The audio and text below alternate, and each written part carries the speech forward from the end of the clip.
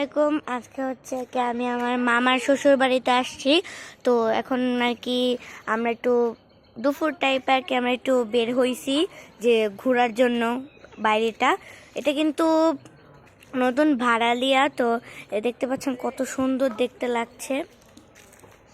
তো ওইখানে একটা নদী আছে, তো আমি আর কি নদীর ওইখানে একটু নামার চেষ্টা করব। এই যে এখান দিয়ে আর কি যাওয়া লাগবে। তো আমি আর কি এখান দেখতে যে একটু নেমে দেখবো কিরকম লাগে। আমি পানিকে অনেক পরিমাণে ভয় পাই। অনেক সুন্দর দেখতে পাচ্ছেন ভিউটা, একটা বুড়িগঙ্গা নদী।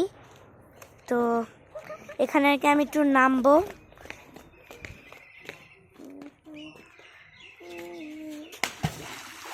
দেখেন মাত্র আমার একটা খালাতো ভাই আর কি ওটার উপরে এত বড় একটা ইটা ফেলছে ওটার ভিতর, মানে পানির মধ্যে। আমি অনেক ভয় পাইতেছি দিক দিয়ে যেতে।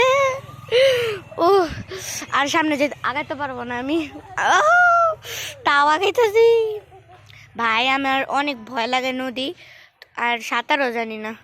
দেখতে পাচ্ছেন কত সুন্দর লাগছে গাইস, ভিউটা কত পরিমাণে সুন্দর, পুরো একটা গ্রামের মতো ভিউ। এখন আমার খালাতো ভাই আরো পাথর ফেলতেছে। আমি নদীতে যাইনি, হ্যাঁ ও আর কি ওদের দেশের বাড়িতে বরিশাল কি গেলে এরকম করতো। তো আজকের মতো বিদায় নিচ্ছি, আসসালামু আলাইকুম।